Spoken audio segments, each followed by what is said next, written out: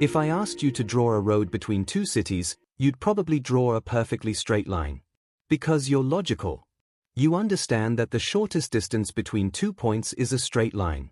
And also, because you're completely wrong, and your road is a literal death trap. Welcome to Saudi Arabia. Specifically, welcome to Highway 10.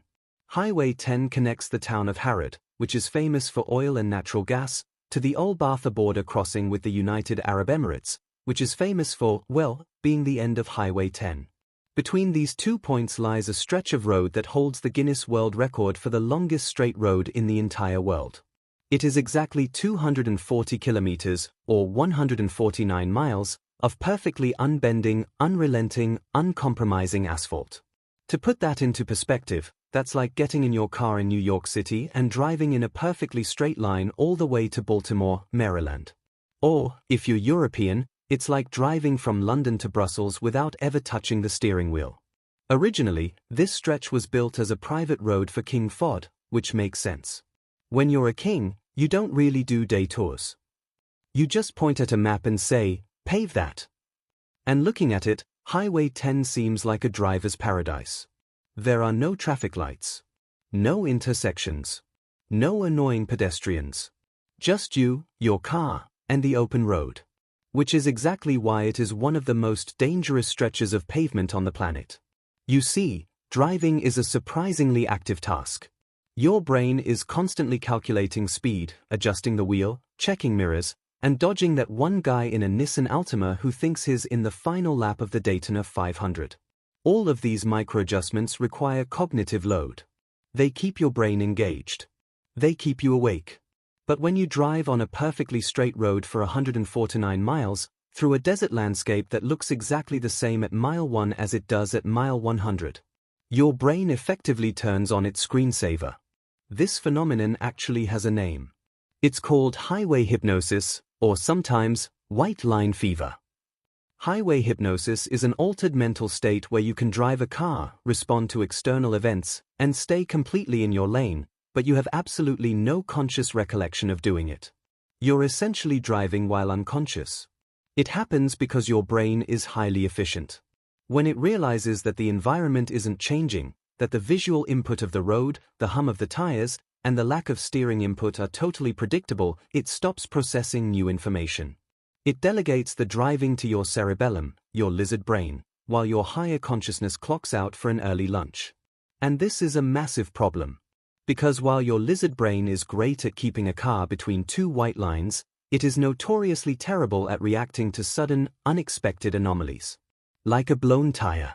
Or a sudden gust of desert wind pushing your car. Or a literal camel wandering onto the tarmac. Because your brain has shut down its active processing, your reaction time plummets. By the time you snap out of the hypnosis to hit the brakes, you've already crashed. On Highway 10, drivers don't crash because they are navigating dangerous hairpin turns. They crash because they get so incredibly bored that their brains forcefully put them to sleep at 80 miles an hour. Which makes this a great time to mention that you should subscribe to the Almosted YouTube channel. I give you 5 seconds to subscribe. 5, 4, 3, 2, 1. Thank you. This brings us to the fascinating twist of civil engineering. Once engineers realized that humans are basically toddlers who need constant visual stimulation so they don't accidentally kill themselves, they changed how roads are built. Take the US interstate highway system. There is a persistent urban legend that the highway system requires 1 mile of straight road for every 5 miles of highway so that airplanes can land on them in an emergency. This is, objectively, completely made up and entirely false. The actual truth is the exact opposite. Highway engineers intentionally design curves into roads, even in perfectly flat, empty areas where a straight line would be cheaper to build. They do this on purpose to force you to turn the steering wheel. These gentle, sweeping turns are artificially injected into the landscape to disrupt your line of sight, change the visual scenery, and force your brain to stay engaged. They are literally engineering the boredom out of the road. In the UK, it's generally accepted that a straight stretch of road shouldn't require more than about 60 seconds of driving before a curve is introduced. But Highway 10 in Saudi Arabia predates a lot of this modern traffic psychology. Plus, It was built in a geographical sandbox where a curve would frankly look ridiculous. There are no mountains to go around, no rivers to avoid, and no towns to bypass. So, it just sits there. A monument to ultimate engineering efficiency, and a complete disaster for human psychology.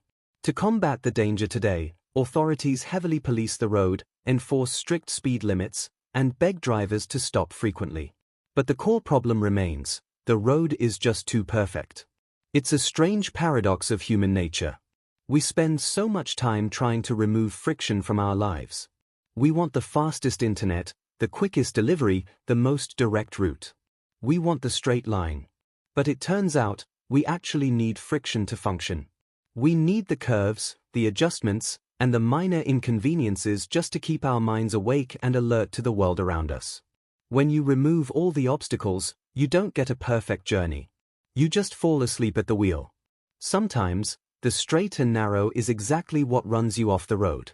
If you want to keep your brain engaged without driving 150 miles through the desert, you already know what to do. It requires zero steering input, and it's statistically much safer than Highway 10. Thanks for watching.